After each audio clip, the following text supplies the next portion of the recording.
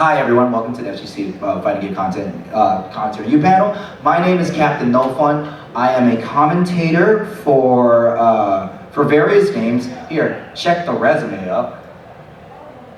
This is my resume that I've saved. So I've done various games. Street Fighter 6 is my main bread and butter. Tekken 8 is not my main bread and butter, but it's also the game, watch what happens, watch the scroll, watch the scroll, watch the scroll, that they keep giving me gigs in. I don't know why, but when they say yes, you don't say no. That is, Sagem says the #1 tip of being a commentator is being available. I remember I did a Genesis Black. I submitted my application. I said, what do you want to do? I said, Tekken, Street Fighter, and they booked me for Grand Blue. I don't play Grand Blue. I don't own Grand Blue. But I had to talk like I did, and I had to learn that in 48 hours. What I learned is Beatrice is mean, Dash Lights are stupid, and Lavinia is the coolest grappler in my grappler history. Anyway, so this is my my resume. If you're wondering where you've seen me, has anyone here seen the Texas Showdown clip when I got a jet where he played with his dog? The one that was on Dexter, that went very viral. That's me on the mic. That clip is like, I'm in it, but less of like I'm featured and more of, you know, the SpongeBob pointing meme. Like you can hear 5 seconds of my voice, but the whole point is my name is in the Dexter article, so you know what, I count that as a win. So Persona, here's my anime stuff, look how small that is. Under Night and Birth, I'm just getting into it. And I had a bit in Idol Showdown, but I stopped. Just because I'm not as well-versed in idol culture, and the only reason why I jumped on the booth was Chun was doing 6 hours by himself, so I tagged in, I helped him with the top 8. So this is just to get my credentials out here. I'm part of an esports org called Breakout Esports. If you see, they do a lot of really well-known Tekken tournaments, so they signed me on, which means I get to put the tag. I was also sponsored by the Suite events, so because of them I got to fly to Canada and do some other work. So what I'm trying to say is I've done a lot in terms of local, I've done majors. Does anyone know the tournament CEO Otaku? Yeah, I called Persona 4 Top 8 for CEO Otaku on its last year. This is just me to let you know that I've done a bit. And my job right now for today is to try to demystify the art of fighting game commentary. I do have a few examples, but really, I just want to hear what's in your brains and talk about it. Because I really find that I'm at best with answering people's questions. But when it comes to how much I think about commentary, this is a personal PDF blog where I write fighting game commentary tech as if I'm describing neutral and footsies. You patch notes. Like, yes, I even patched it. So I have stuff like conversation theory, conversation shape theory, compound lift theory for making demos, recommended viewing, just everything that you need to talk about fighting games. I have put it in this doc and has been passed around by the likes of Foxhound, who's one of the best Tekken commentators of all time. Does anyone know who Ultra David is? Ultra David signed off on this. He says, oh, this is a good commentary doc. Jesu, who's pretty much the Grand Blue top 8 guy, had a lot of input into this where I said, hey, is this good stuff? And he says, yes. So I really, really, really like to think about this stuff. So in general, can I hear from the audience, what brought you into this panel if you were interested in fighting game commentary? I like running my mouth. Okay, so is this something you're interested in doing? I like knowing how to do things. Okay, no, that's perfectly valid. I saw a hand back there. Nice shirt, by the way. Oh, thanks. I was at Evo last week, and so FGC commentary is just on the mind. What games were you watching, or was there any commentary that stood out for like what title? That's a good question. So the main one that I watched was the Street Fighter 6 finals. Okay, so that is Vicious and Sejam. True story. Yesterday, 2 people thought I was Vicious. No, they literally looked at it. Hey, you did Street Fighter? No. In fact, I tweeted and Vicious commented on my thread saying, "Congrats on the top 8." So you know what? I did Street Fighter top 8.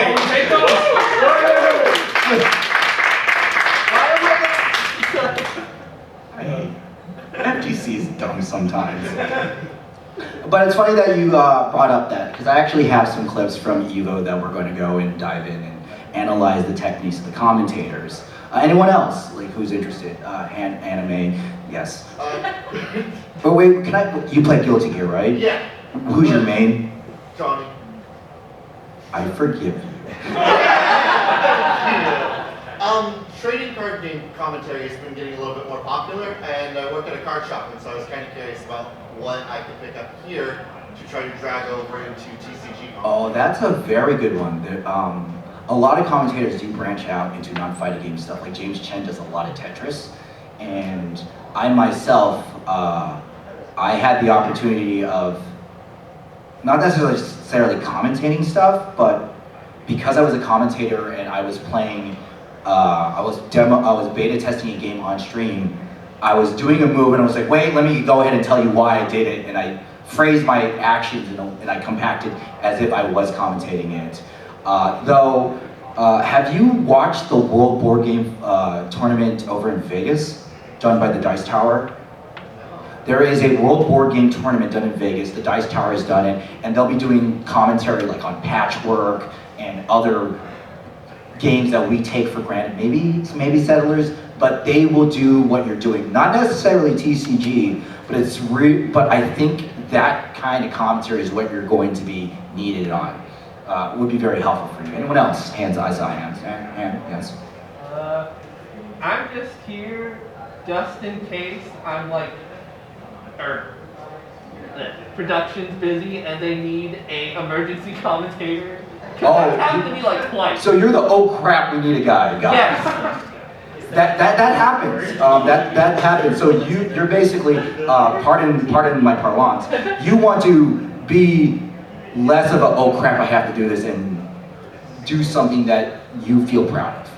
Oh no, I just want to be at least competent. I don't necessarily want to be a commentator, but right. I mean, you want to have an output that you're proud of. Yeah. Okay, that's all valid. So let me ask you this: why do we have commentary for fighting games? Why can't we just let the match play and say nothing? Because a commentator can help us understand what we're looking at, and we don't know the techniques involved. Correct. The commentator is there to help recontextualize all of the action on screen. There is a beautiful video from Core A Gaming about fighting game commentators. Anyone here know the channel Core A Gaming? It's straight up academic. He talks about they did a football game for an experiment where they did not air any commentary. And it's scary. It's like Last of Us stuff, like this feels wrong.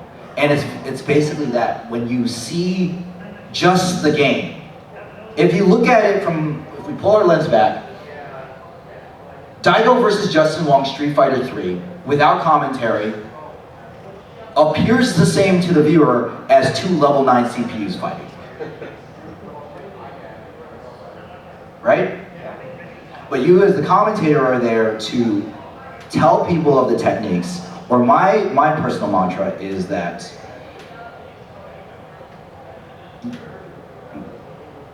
how do I phrase this? Every player walks into the match with a story, be it in their gameplay or what they want to accomplish. And it's my job as a commentator to bring even a tenth of that drama out to the viewer so they understand what's going on. Be it what they're doing, how they're feeling, and what's going on in their heads. And putting that context, all while making sure you're playing with your partner well, you're not breaking TOS, you're saying things in a succinct way, you're delivering them in a clear way, you're doing that all together and not being bad. That's what commentary is to me. So, anytime y'all have a question about commentary, please raise your hand and ask. I really want to direct it to you. I have things I want to say, but that's boring, and I really want to hear your questions. But let's go ahead and talk about some really good commentary. So one of my favorite matches of, one of my favorite commentary sets is Frankie versus Hayao, Street Fighter 3rd Strike. Evo moment number 38. Who here is not familiar with this? Cool. That is absolutely cool. So they run a long set. Hayao versus Frankie BFG. Frankie BFG is playing Ken, Hayao is playing Hugo.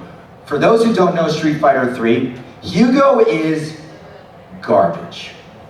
Not in the, oh, he's just A- and everyone is S. He is bad.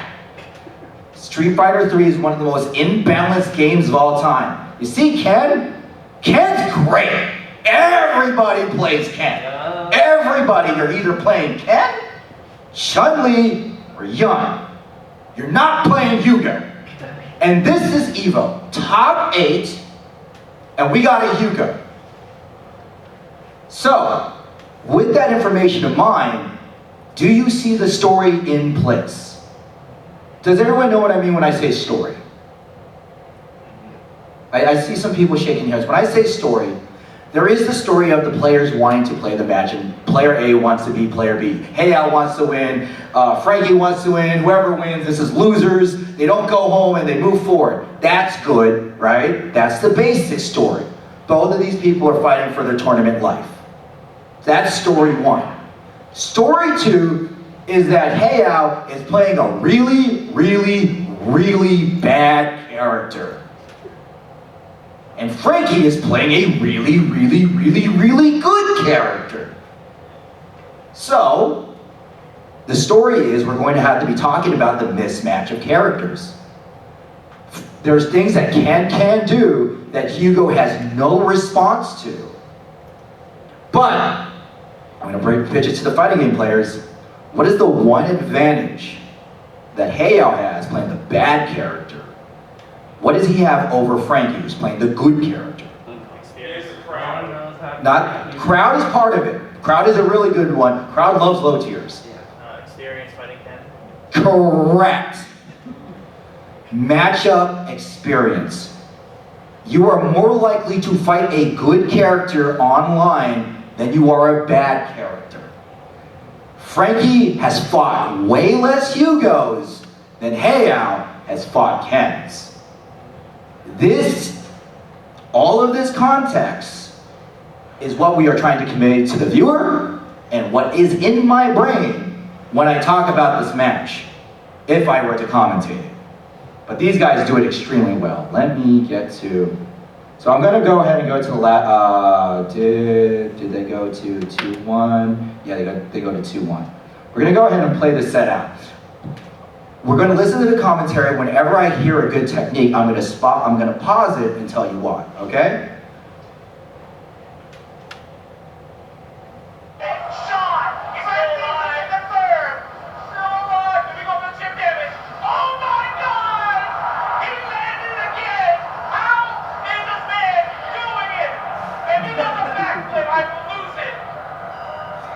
So that was a very important segment right there, besides Hayao winning. What was said right before the match finished? Do you remember? He said, is he going for chip damage? So we'll go for one more time. Here's the segment. Listen carefully. Regular 360? I think so.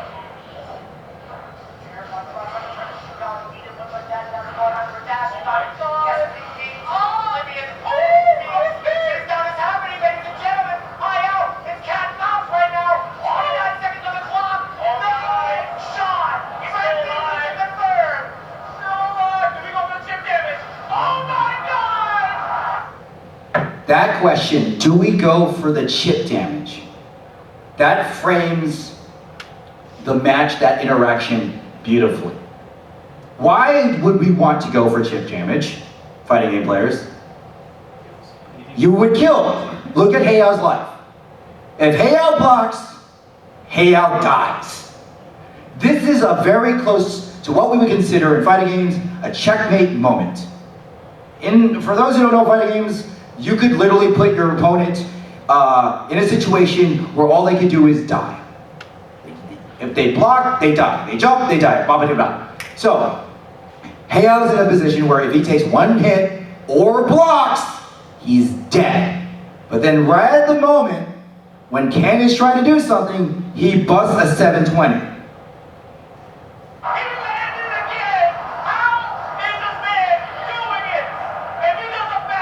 So how is this man doing it?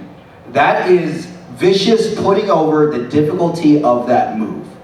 For those who don't play Street Fighter 3, the super grapple that Heiyao just landed is done with 2 360-degree motions.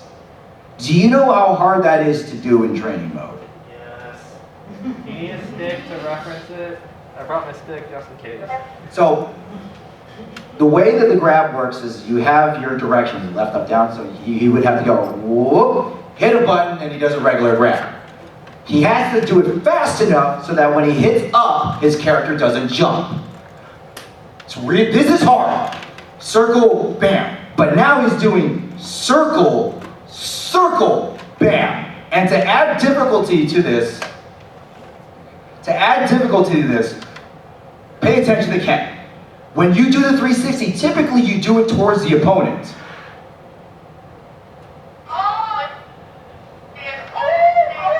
So watch right before it.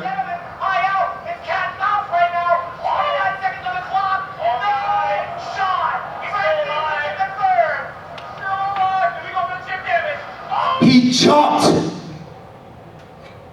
He jumped and still got grabbed. 3, 6, 7, 20. Like that's drama right there. Yes. Him dying and him winning. That's great. But do you already see how much drama is in one single jump? And I'm not even talking about the move landing.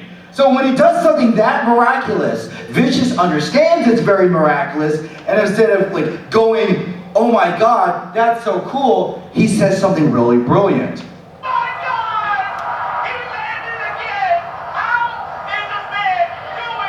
How is this man doing it?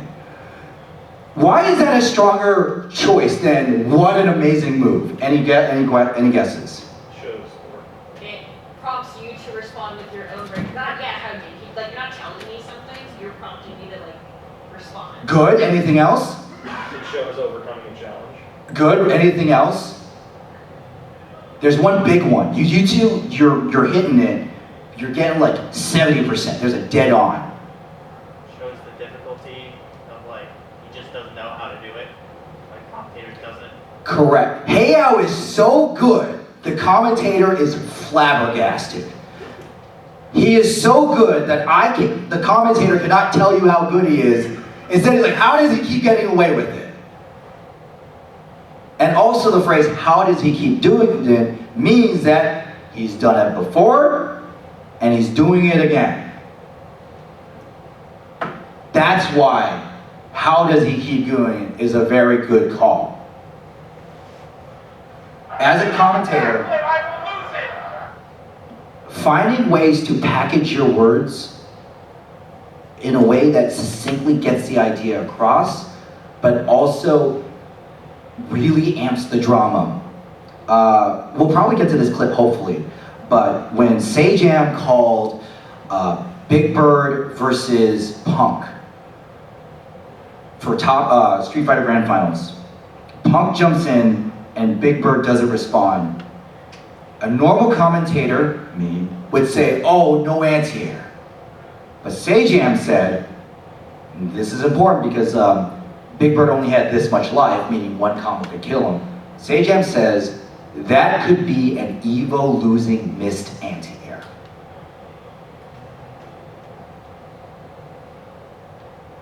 I think you all can see the power in that quote, right? It's a quote that tells the situation. It's a quote that tells, like, this could be a fatal mistake. And two, it's not just losing the game or losing the tournament, it's an Evo losing Miss Anti-Air. However, Sage-M is very smart.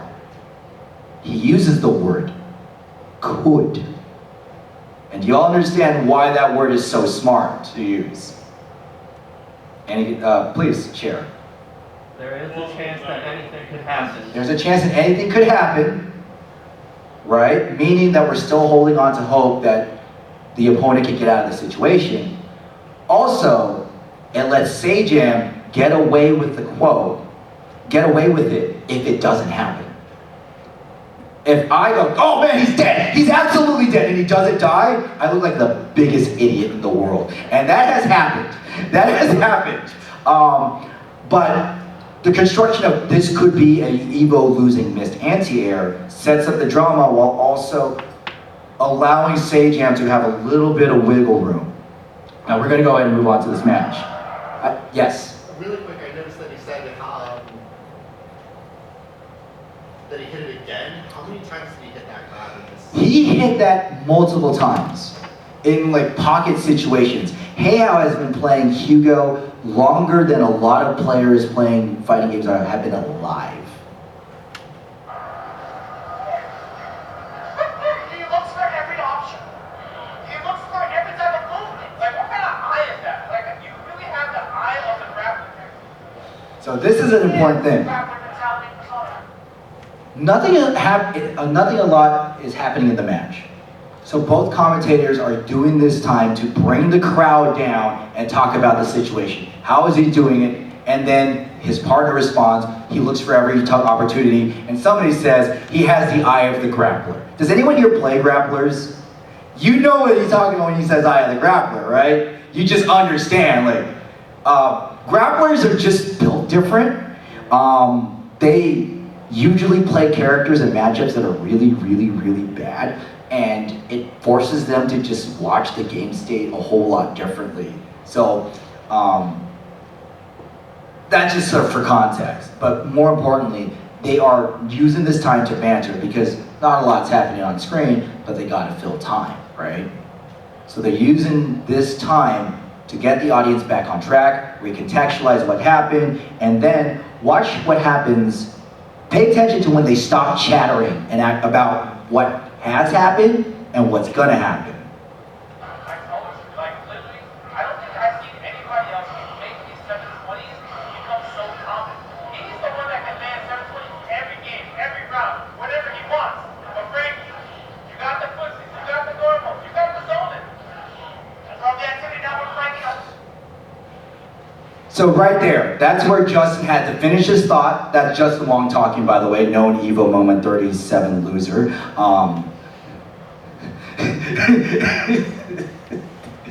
You felt that? Let's go, Justin!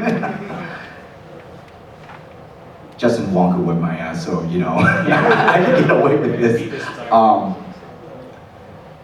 But that exchange right there, where Justin Wong says, Frankie, you got these tools, let's see what happens, right? That's a very interesting technique. What Justin Wong is doing is he's gassing up Frankie.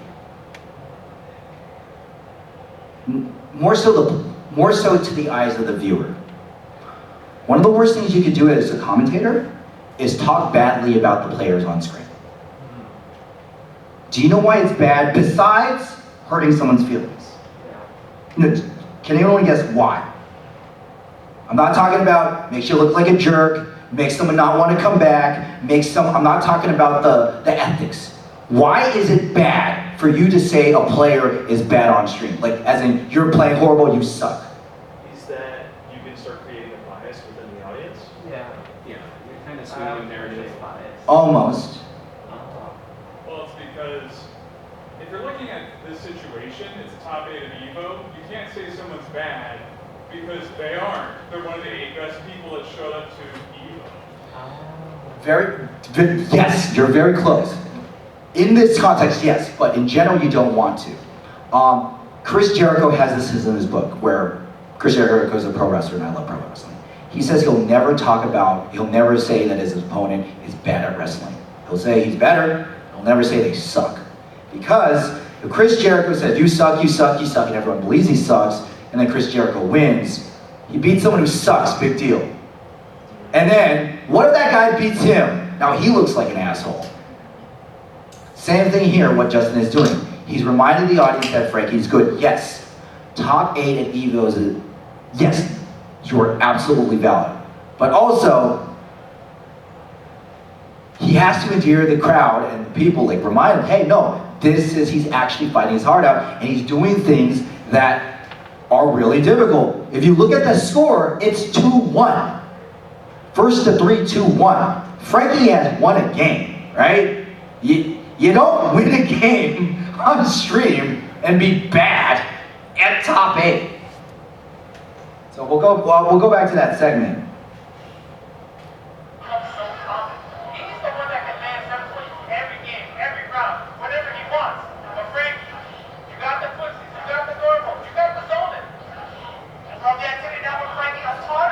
So there's a pause right there. Did you notice that pause between Justin Wong and Vicious? There's a small pause where Justin Wong said, you got the footsies, you got the zoning, let's see what you got. Oh, there was a pause, and then Vicious decides to go ahead and move the conversation to another point. That pause is Vicious anticipating that Justin would say other things. He didn't. There was dead air, and he decides to put the conversation forward.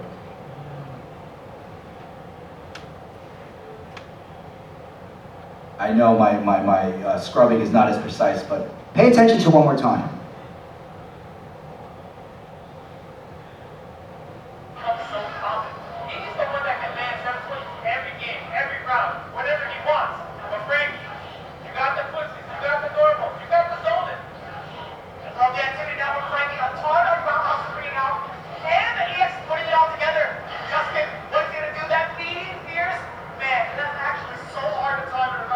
So Vicious doesn't want to go off of the tangent that Justin Wong did. He paused to make sure that it's free, coast was clear, and he drives the match home.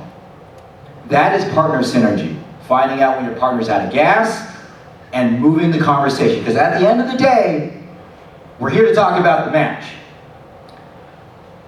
Your success as a commentator, besides knowing the game, you gotta know your game, you gotta play the damn game. Besides that, is working with your partner. And that right there was good teamwork. Vicious let Justin say his piece. He was done. Vicious then ties up the round in a neat bow. And we're now in the match. So when you go back and watch commentary, yes, pay attention to what they say, obviously. But more importantly, pay attention to what happens when they stop talking and the other person picks up. Are they talking to each other? Are they acknowledging each other? Are they saying the same thing in different ways? Are they yes-anding each other? One of my favorite things to do in commentary, and that's one of my commentary partners, Doki, over there in the back, is I say my partner's name on stream. I will literally say their name on stream. I'd be like, excellent point, Doki, or okay, thanks a lot, Doki, let's go ahead and go back to the match. I will say it during the match. Does anyone know why this is good?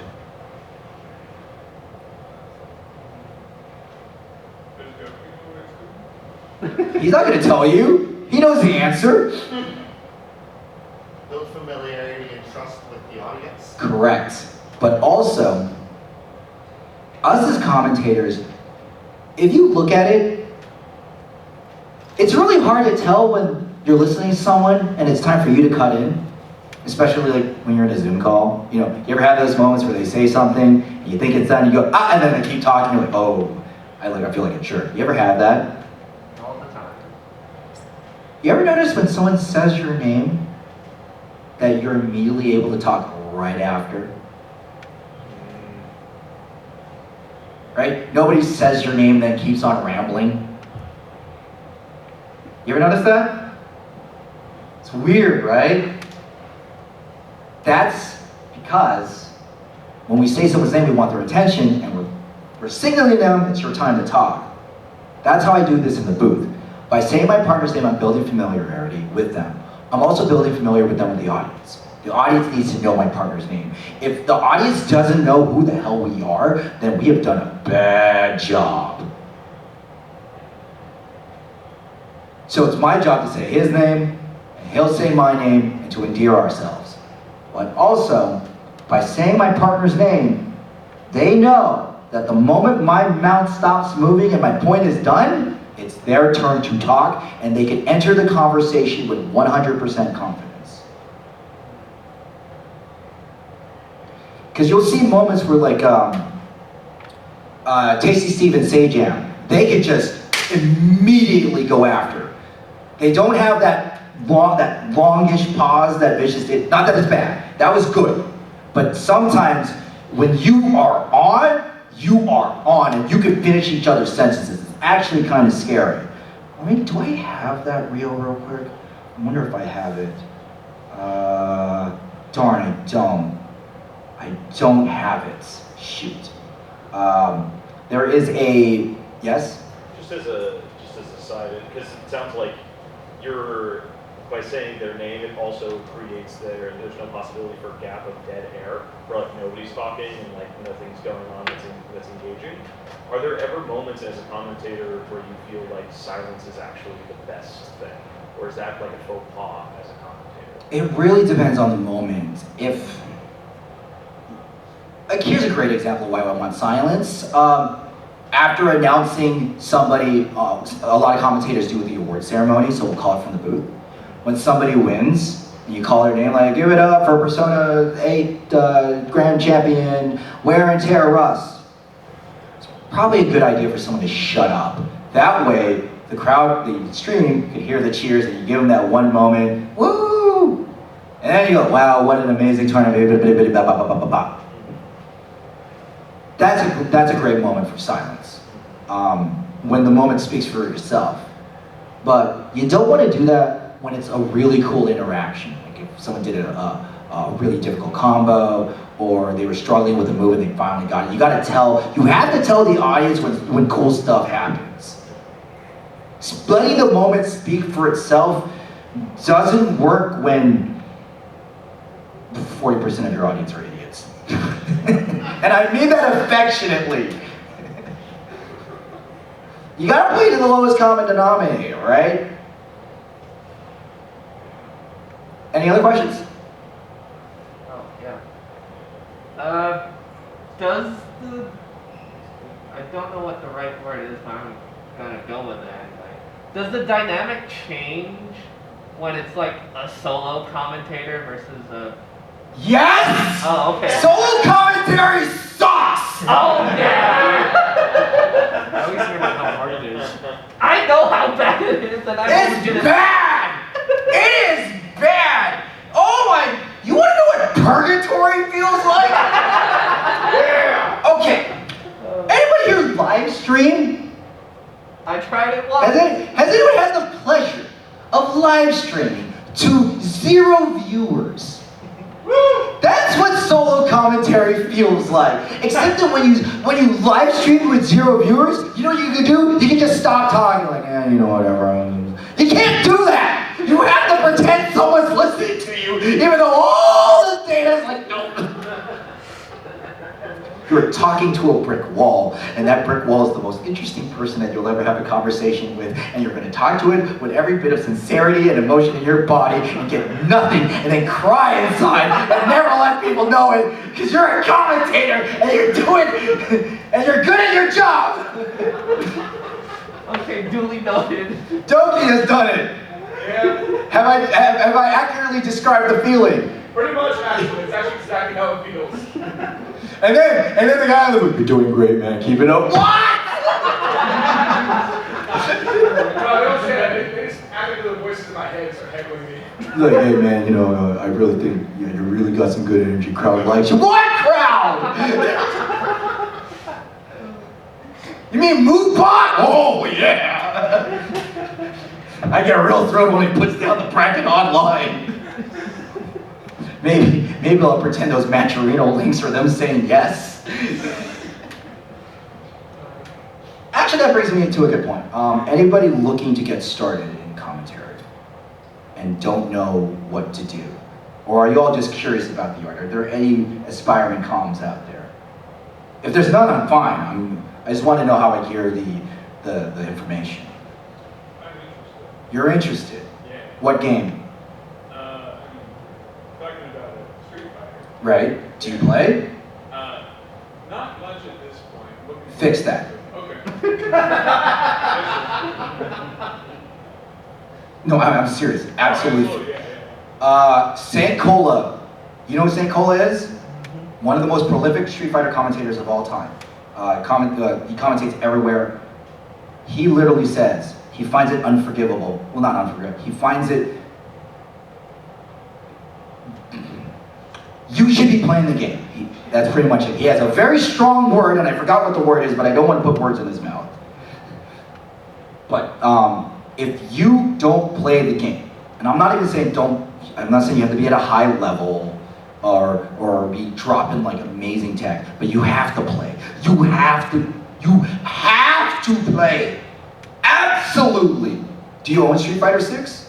Yes. Good. Thank God. Okay, so we got. You'd be surprised. You would be surprised. Oh no. There are some commentators who don't own the game and they try to commentate. I will admit I am not the best player, but like I know how to play Guile. I know how to do an anti-air. Yes, I know this move. I know this move. And the great thing is, this move works whenever I play M. Bison or E. Honda or Blanca. It's just like, or TJ. All right, back to this. Man, I wish there was a way we could get the stereos.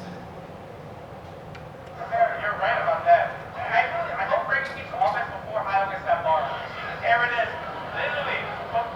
Frankie, don't be scared. You gotta go rush down right now. Uh-oh. Hyle's supposed to... There, another one. Justin says, Frankie, don't be scared. You gotta rush down now. We are now putting seeds in the audience of what to look out for. Hugo has crappy defense. And Ken has really good offense.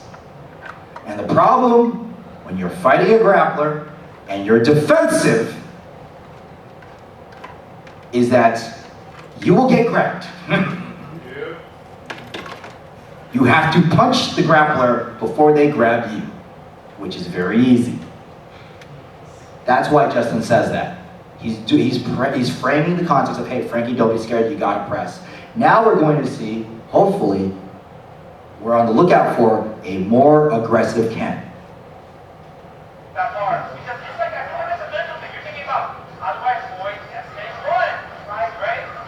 Sometimes the best defense is great offense, but we took in the backbreaker. Did you hear what Vicious said? Sometimes the best defense is a good offense. Why was that phrase important?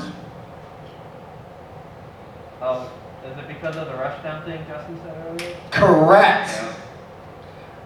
Vicious is yes anding Justin Wong. Justin Wong says you gotta do this, and then Vicious goes, sometimes the best defense is a good offense.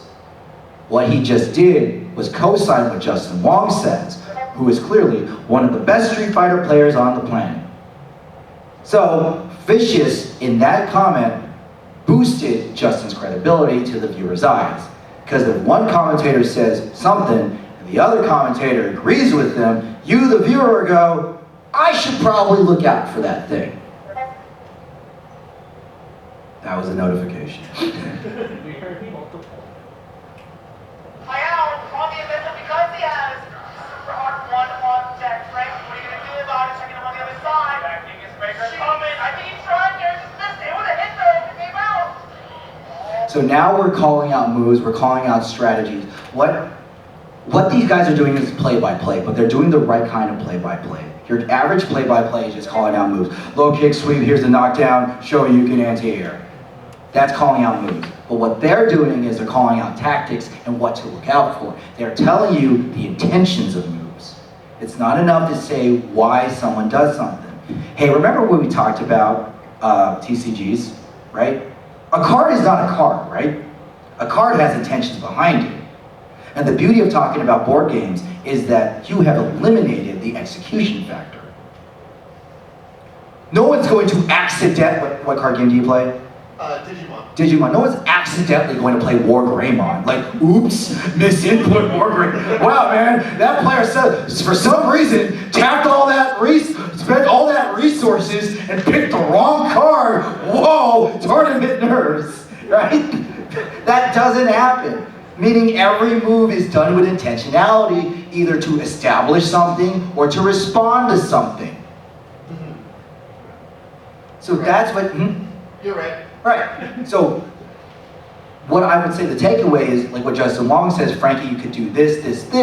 When you're doing TCGs, it's, oh, I see the field is this. We have a disparity of resources by 2.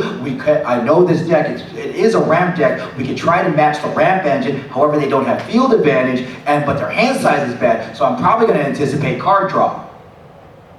Why are you anticipating card draw? Well, because they have the life advantage. Does that help? Yeah. And then you use the magic word of could. So you're like, I'm anticipating card draw. Oh, he just put a big body. Well, I'm wrong. Well, you know. There's a great get out of jail free phrase that I like to use whenever I say something and I'm wrong. And that is, I go, it's easy for me to say what it is. If I was as good as I thought I was, I would be in there and not in this booth.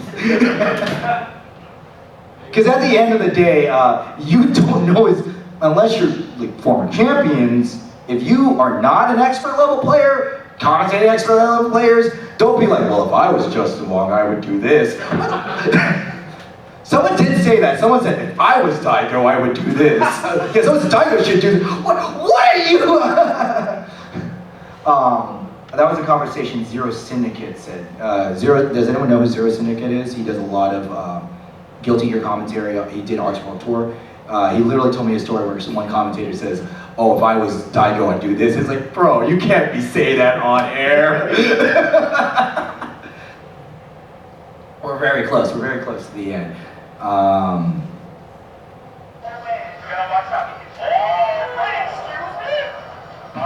So, Vicious did the excuse me again, showing we're seeing a pattern where when Vicious sees something that's impressive, he doesn't say express, he just lets himself be shocked. Excuse me? Because now Heiao's immaculate Hugo play is stunning him. You know, that's the anime equivalent of when the character's mouth goes, Nani! He's just letting that happen. If you, the commentator, let yourself be shocked and let the actual emotion wash through you, it just makes everything feel more emotionally honest. Because I have seen stuff where I just, what?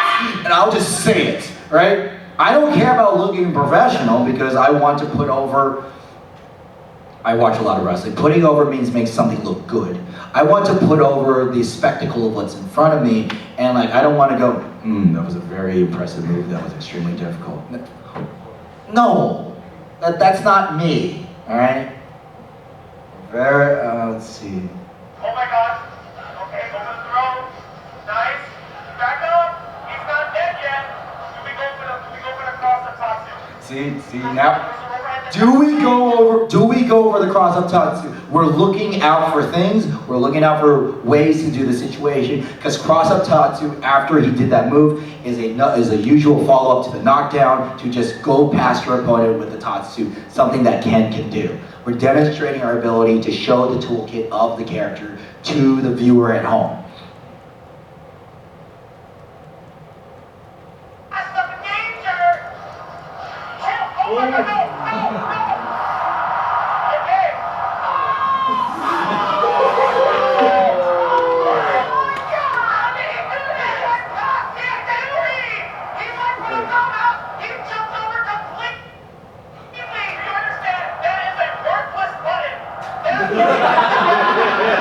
So this is why I picked that clip. There are so many layers in the commentary. They let the moment happen by screaming. Then they react, like, how did he do that? Then Vicious says exactly what happened. He jumped past me, did that, and finally, Justin Wong puts into the context, remember the story, good character versus really bad character, So we'll do it one more time. Just listen to how the gears are and how we go from reacting to the moment, explaining the moment, and putting the moment in context. Okay, go for the throw. Nice. Back up. He's not dead yet. We go for the cross the top two. He goes for the universal overhead, then backs away. Got stuck in danger. Oh my God, no. Okay.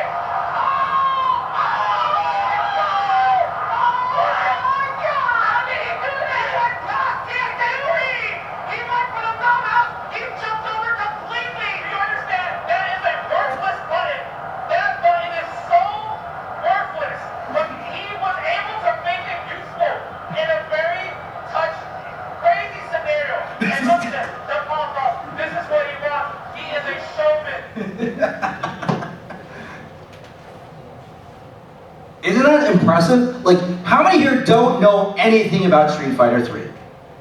Did you walk away impressed with that moment? Why? You empathize with these commentators? You empathize with the commentator. It's impressive, but also when Justin said, that is a worthless button. Very rarely in fighting games do we say a move is worthless. But that button, standing heavy kick for Hugo, is ass.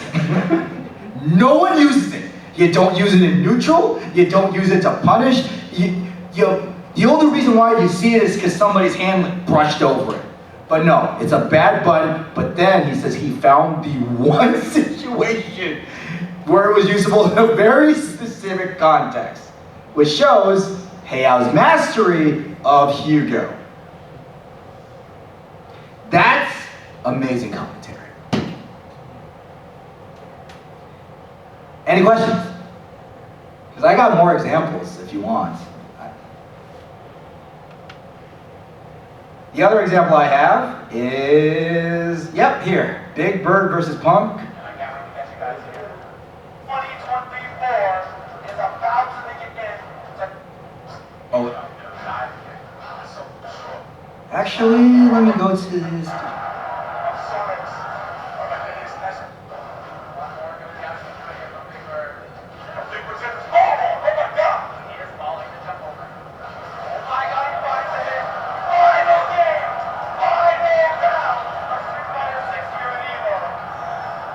So, yikes, what he did there, when he yelled final game, final round, was not just yelling. He was setting up the story. It is final game, final round at EVO. This is literally no more rounds. Someone's gonna win. Someone has to win. Why is it important he said that?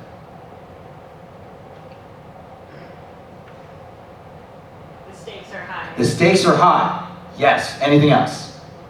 Final game, final round. He said a third thing. Final game, final round at EVO.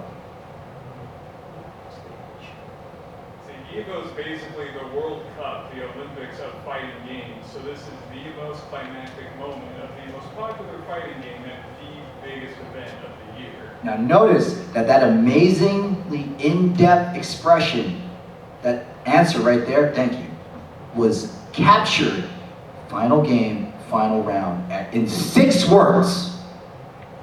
Yikes got all of that meaning in final game, final round at EVO. Now why did he want to do it short? The answer is simple. Not interrupt the fight that's about to happen. Because they're about to fight, yeah! Oh, this match could mean everything, but I'm going to go ahead and talk another 10 seconds. No. Exactly. We're setting up the drama so you, the listener at home, or in this case, at MAGWest, can feel the suspense at this very moment.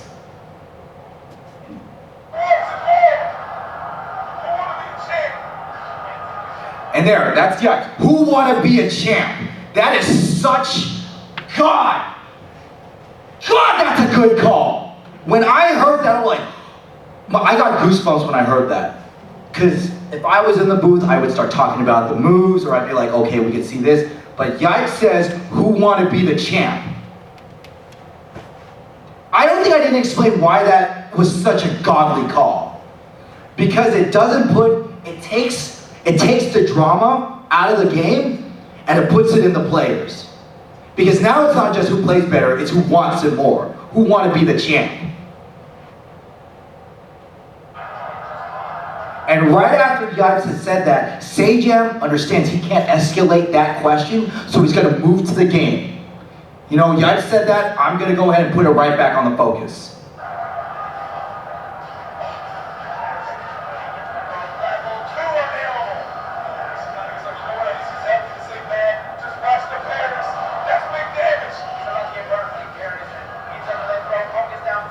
So right now we're seeing classic color commentary and play-by-play. Sajam is on play-by-play, he's telling you what's gonna happen, what has happened, why it's happened, and Yipes says, big damage, oh that's bad, but he's adding to the drama. Sajam is your brain, Yipes is your heart. Right? What feels more visceral to you? Holy, that's a big dust combo until the air level 3 super, that's really big, or dang, he went to the air and almost died! I mean, it's clearly the other one. Right, however, we have both. The only reason why dang, he almost died up in the air works is because we have the other guy giving you the data and telling you the context of the situation. If it's people just yelling like, damn, holy that feels corny. And I'm sure you've seen tournaments where people do that, and you go, this feels fake. It feels fake.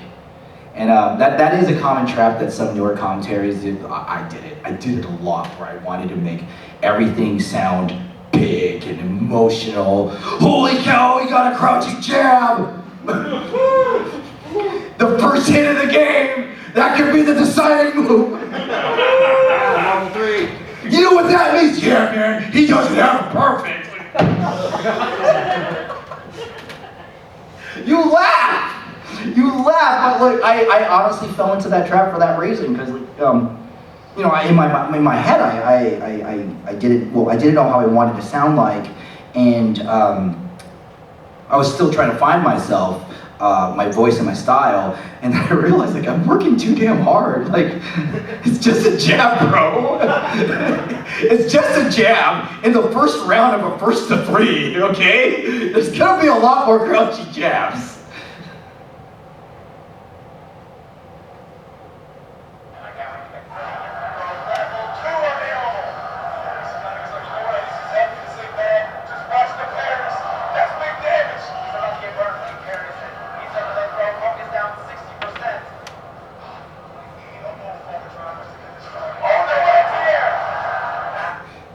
So where Yipes goes, we need a low forward to get this started. That was for Cammy. He's telling the viewer that Cammy wants a low forward, which is crouching medium kick. Crouching medium kick is an amazing button in Cammy because she'll allow herself to drive rush cancel and initiate a combo, doing damage, but more importantly, takes up a considerable amount of space. And he has not been able to land that. But then he gets the big dive in.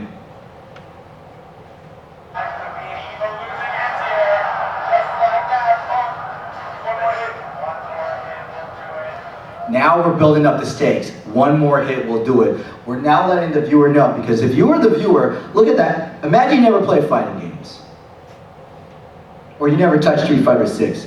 Does that look like a lot of life to you? Yes, it does. Like blue and dark red are, like, that's the healthy colors. You laugh, but I'm right. You know, that's why in fighting games, whenever you get to critical, it's always like red or yellow. That's the healthy colors. And you see the bars, that's green. That looks good. But the commentators are smart. And they know that this is fatal damage. Because you can't see it, but look under Punk, who's playing Cammy on the right side. Look underneath in the top, in the bottom right corner. What number do you see? 3. 3. That means Punk is holding on to his biggest super, which is the level 3. So, He's telling the viewer, if Punk lands one big hit, Angry Bird is gonna die. And not just die, what round is this? Last round. At? Now we have suspense. And the only reason why you knew that is because somebody told you. And that's not me insulting you, that is dead facts. Someone needs to tell you this stuff.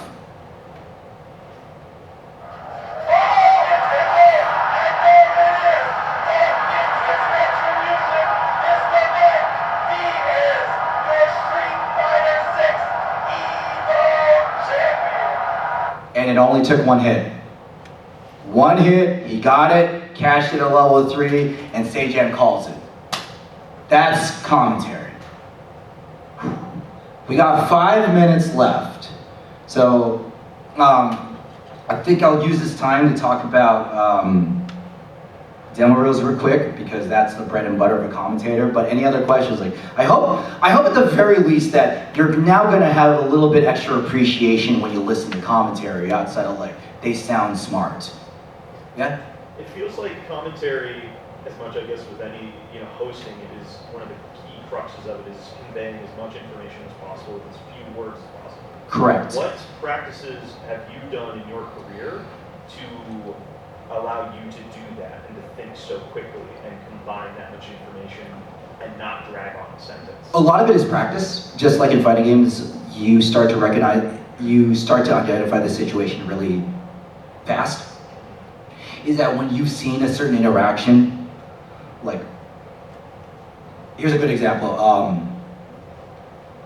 If I see low forward, drive rush, super, I'll be a low forward, or I cancel to the standy heavy. Instead I go low forward and he's hitting the super. Because that's what's gonna normally happen. A lot of exercises is just understanding, going back and reviewing. Jesu has this really great exercise where he'll listen to himself, and if he flubs a certain situation, he'll do it again and say it without the flub. Like he'll literally replay take over his own old broadcast and just say it over again. That way, when he wants to say it, he's good. Other times, I like to have pocket phrases that I use, like little sayings, like Tasty Steve, whenever someone texts to throw in Tekken, he yells, "Get off of me." Like that's his, and he's trained it into his muscle memory that he always says it. I think one of my favorites is, Doki and I were co-parents to this. In Street Fighter, there is a phrase called cashing out, which is when you spend all your drive gauge and your super. And whenever we see E Honda cash out to his level 3, which he makes a big ring of fire on the ground, we call it the Johnny cash out. So instead of saying level 3, I say, okay, here we go, Johnny cash out, bam, look, burns, burns, burns. Also, yeah, we kind of like country music in Doki and I. I had a country music awakening like 2 years ago. I hated it. And I spent a weekend in Tennessee, and I heard this sad country song while I was in the parking lot of a motel while it rained, and I understood everything. I was like, I get it now. This rocks, hands. This is so unrelated. There's a bar called Cash Only in downtown. And it only, yes, because it's cash only, but it's also a Johnny Cash themed bar. Yes? You mentioned that you commentate with him very regularly, but you also mentioned that you commentated on with somebody because they were going for 6 hours straight, and you were like, oh, he needs some backup. How often do you find yourself working with new folks completely? A lot of time, when you say new, you mean in the context of I've never worked with them before. Correct. You. To me, I want to say 40% of the time, it's either when I'm casting online, I'm usually with someone I haven't worked with before, or when I flew to Texas, I worked with Iambic, who she's an absolute delight. Never met her before, but that was a match we did together. Who else was? Oh, when I did Canada. When I was in Canada, all my partners were people I've never commentated with before. Was there a second question to that, or were you just curious? I guess is there a level of shorthand or understanding between commentators of how to interact with each other on a mic? Like, is there, for lack of a better term, positions that you each fill? A lot, before people like to go, do you like to do play-by-play or do you like to do color? And I don't like to look at the booth like that because I treat it as jazz. So for me personally, it's whatever they give me, I throw back. or whatever they do, I position around. So, like my friend, you'll see it here in my reel, Combo, who commentated Persona 4 Arena with me, he's very good at being the straight man.